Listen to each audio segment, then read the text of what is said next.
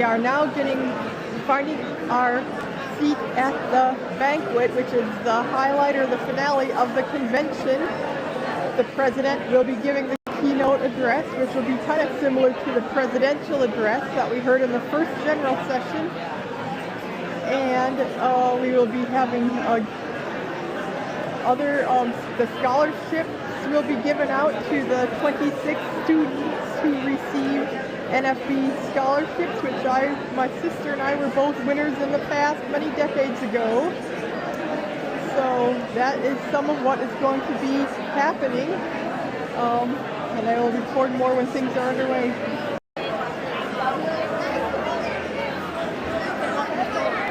They open the doors now, finally.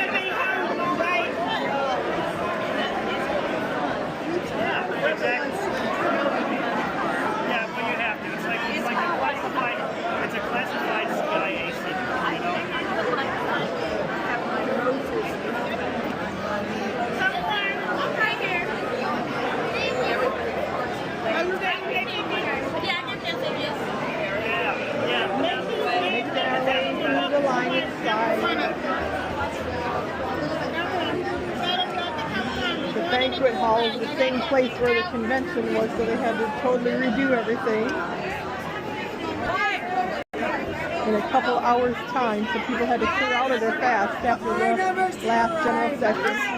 This way.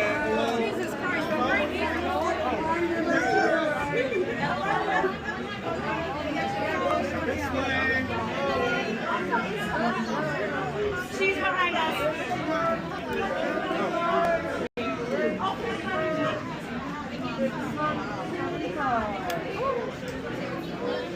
51 through 75, and the rest keep going, keep going, keep going, keep going, keep going.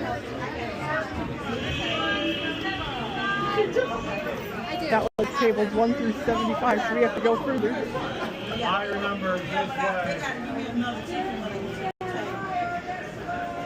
73 and above this way.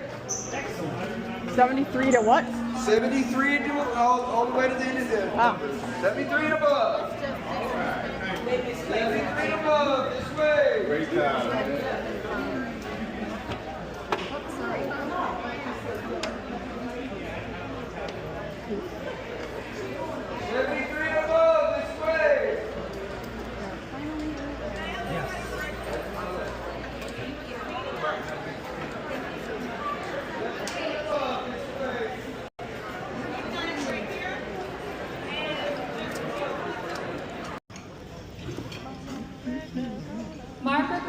Is not just our president.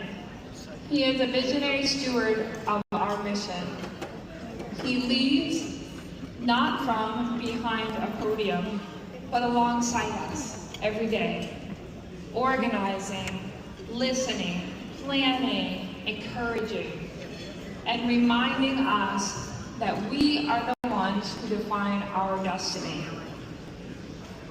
He believes that blindness is not the characteristic that defines our future, and he has spent his career proving it. Pushing policy, breaking down misconceptions with urgency and grit. Whether testifying in the halls of Congress or sitting beside a blind child learning to read Braille, or welcoming a first-time convention goer with his signature warmth, President Riccobono is always there. As we prepare to mark 85 years of our history, we are reminded that our movement was not built on convenience or comfort, but on conviction and connection. President Riccobono stands firmly in that tradition and carries it forward with resolve and confidence. So now, as we draw close to the end of this incredible convention and plan for a year ahead, we are ready to be challenged and motivated and mobilized by the individual that has led us through it. Please join me in welcoming the President of the National Federation of the Blind, President Riccobono.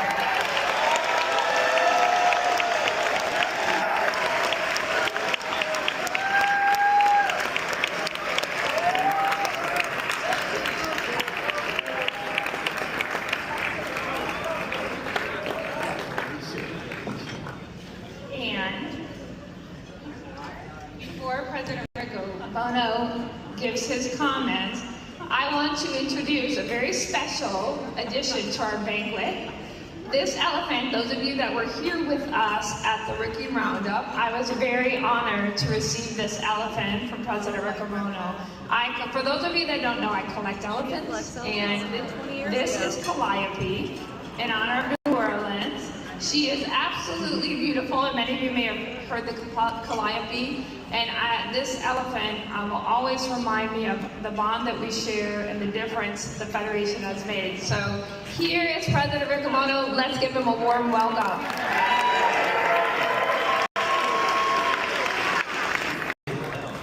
Thank you, Pam.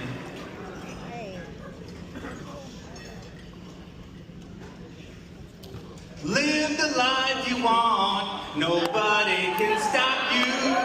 Shoot for the sun and break on through. So you'll find, you can find, we've got good news.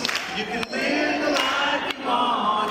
Yes, we know the truth. Do you know our truth? How did you learn it?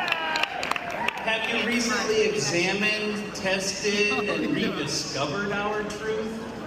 Or have you taken it for granted, settled for the convenient truth of the moment, or internalized what others have convinced you is the truth? Are you still seeking to find the truth among uncertainty?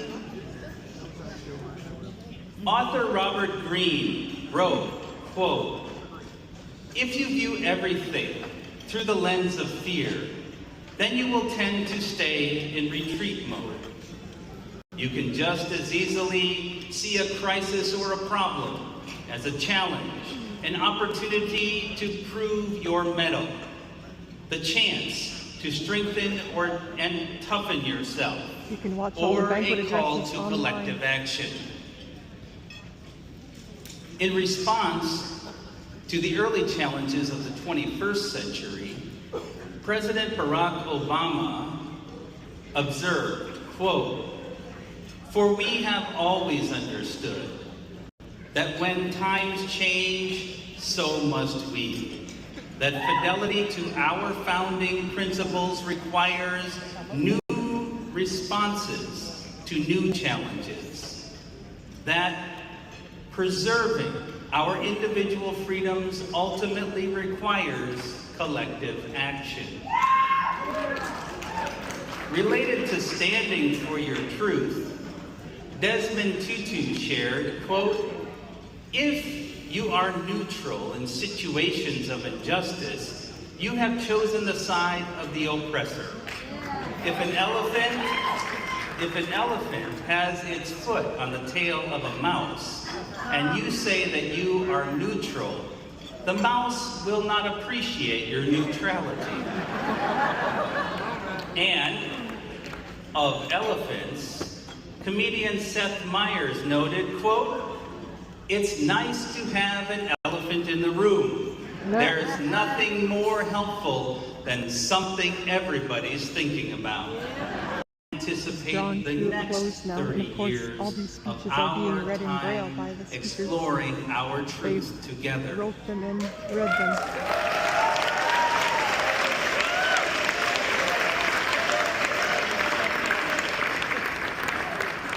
When the parable of the blind man and the elephant was handed down from storytellers to those who first wrote it down, blind people had no means of organizing and sharing. By the time of the founding of the National Federation of the Blind, blind people had figured out ways to get the experience needed to begin rewriting the historical narrative. Today, blind people have a choice: to leave the crafting of the narrative to someone else, or to be part of the effort to build the truth and share it throughout society. I have made my choice, and it is to trust this group of people to help me discover the truth of living the life I want as a blind person.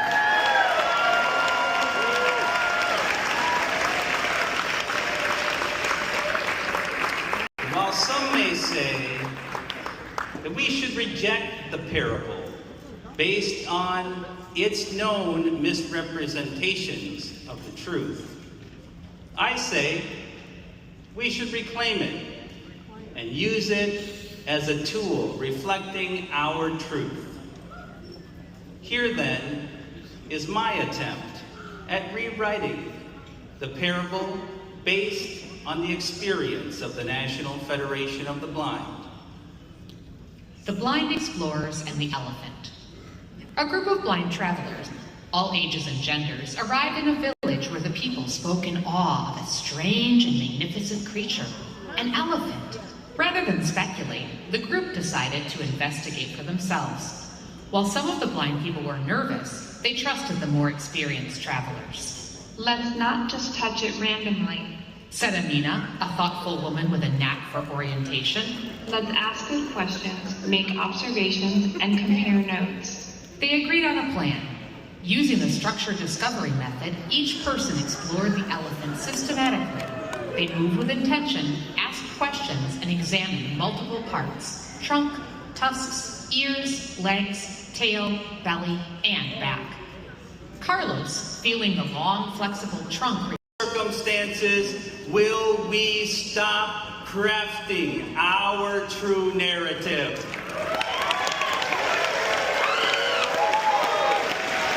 Every day, we struggle against persistent low expectations, but we do so with hope and our truth that it is respectable to be blind, but equality in society is not yet ours. We deserve a world where every heart and mind know the truth of our story. The only way we can get to that future is together through the courage, determination, and creativity of a diverse, shared movement. This is the commitment we make to each other. This is the love, hope, and determination felt in our movement. This is the bond of faith that fuels our hope for our tomorrows. Let us go together to find those blind people who have not yet discovered the power of their story. Let us show that we belong in the world and we make it better. Let us sing our song of truth. You and me, NFB, let's dream together. NFB, you and me, lives on forever. You will see, yeah. Let us go build the National Federation of the Blind.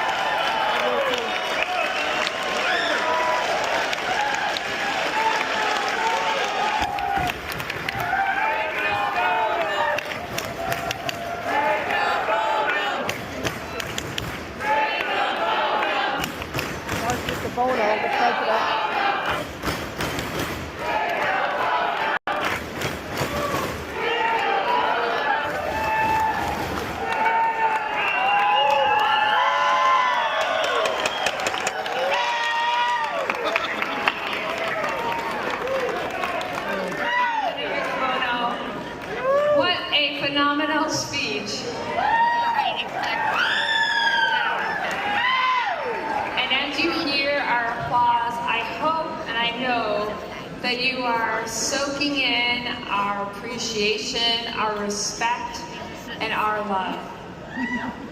A celebration of your transformative leadership and Ray Kurzweil is about to speak. outstanding achievement in music technology. He's been active He in is the recipient Federation for of the many, many National years Medal of and invented the Technology, Kurzweil reading was machine. inducted into the National Way back in the, Inventors Hall of like, Fame, 70s. and holds 21 honorary doctorates.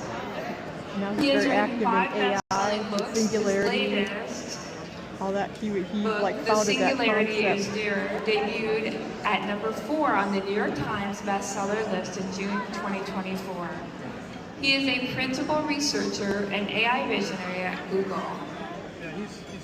In addition to his groundbreaking innovations and profound influence in technology, Dr. Kurzweil has sustained an enduring and meaningful partnership with the National Federation of the Blind. His friendship and his unwavering support have helped expand possibilities for blind people around the world, championing accessibility, empowerment, and a future of inclusion through harnessing the power of technology. His intentional and enduring partnership with us, now spanning over 5 decades, is a testament to his belief in our work together. It is my pleasure to introduce our friend and our colleague, Dr. Kurzweil.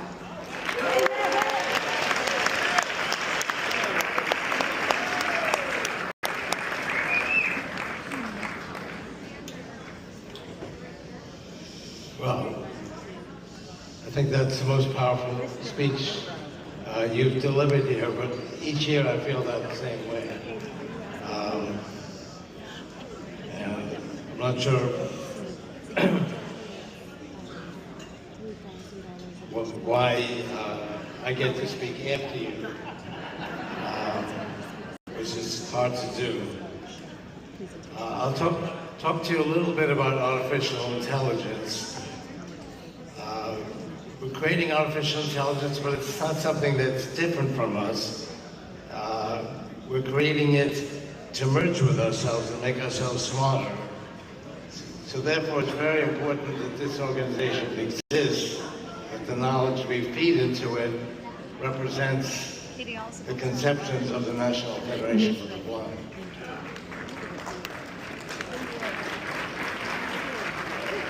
So you told us a parable about several blind men examining an elephant. I remember actually hearing about this story when I was much younger. Humor does require that people share a perspective as to what makes the humor funny. And if that perspective requires a misunderstanding of your health, and I believe all of you are doing that,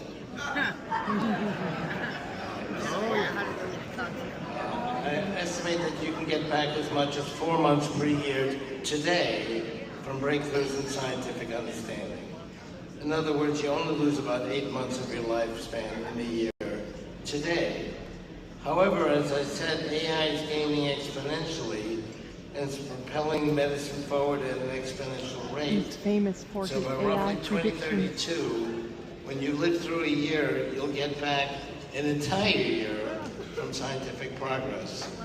And beyond that point, you'll get back more than a year for every year. So you'll actually be going backwards in time as far as your health is concerned, if you're diligent. And then I'll be born again. Or unborn, something. It's not a guarantee you'll live forever. You could be a healthy 20-year-old with many decades of life ahead, and you could die in a car accident tomorrow. However, we're also dealing with accidents. Autonomous vehicles like Waymo are going to vastly reduce the number of deaths caused by human-operated cars. Right now, that's 40,000 deaths per year in the U.S. caused by human-operated cars. The number of deaths caused by Waymo so far is 0, and they're doing 250,000 rides per week, and that figure is also going up exponentially. We're also going to have ways of representing knowledge and communicating from one person to another in ways that are much faster than communicating with language. This will not require eyesight.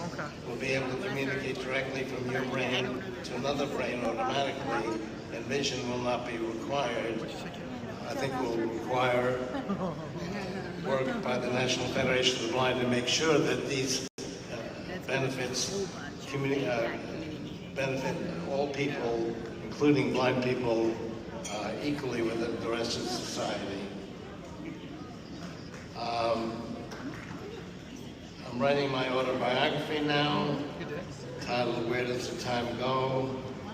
I talk extensively about my 51 years with the Organized Blind, the National Federation of the Blind. It has impacted me greatly. It changed me, motivated me, uplifted me more than any other organization. Thank you very much.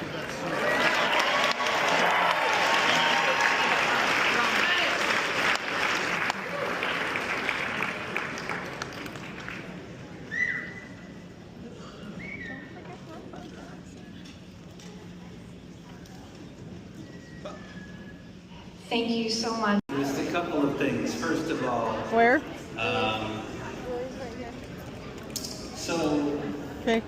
When Calliope came to be with Pam earlier in the week at the rookie roundup, I asked Pam if she knew what it meant that an elephant had its trunk in the air. And she, being an elephant expert, said she did. That this is good luck, good wishes, and good prosperity. And I think we all can agree that that is what our first vice president gives to this movement every day. So Pam and Norman Allen, thank you for everything you do.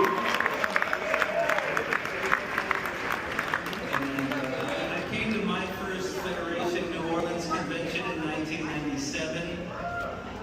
It was our biggest attendance convention ever. It was the summer I turned 21. The summer I turned 21.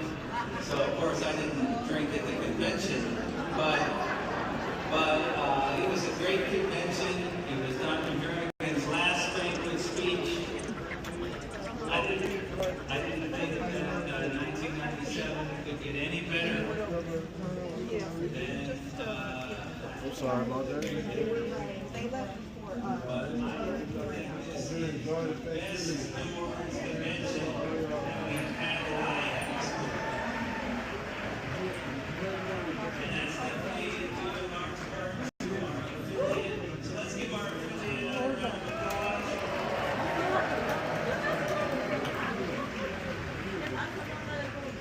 We have truly had a great year. But I think we're poised to get an even greater year. So